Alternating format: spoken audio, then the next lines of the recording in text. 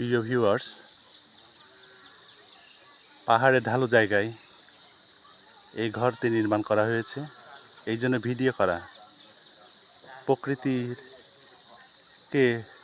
প্রকৃতির পরিবেশকে রক্ষা করে তারা যেভাবে ঘর বানিয়ে থাকেন। যদি এখানে অন্য সম্প্রদায় হতো,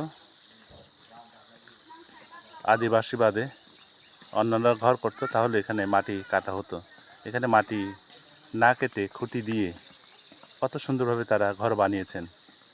এতে ফলে সে প্রকৃতিও রক্ষা হলো এবং মাটি ভাঙারও কোনো সুযোগ নেই। সেই জন্যই বলা হয় প্রকৃতির সন্তান। মাটি না কেটে যেভাবে ঘর বানিয়েছেন সেটি দেখানোর জন্য এই ভিডিও করা। তারা ইচ্ছা করলে সেখানে মাটি কেটে নিচের দিকে ঘর বানাতে পারত। ফলে কি হতো, এই পাহাড়ের মাটিটা ভেঙে যেত, আস্তে আস্তে পাহাড়গুলো নিচে তলিয়ে যেত। ধন্যবাদ এতক্ষণ ভিডিও দেখার জন্য। সকলে ভালো থাকবেন।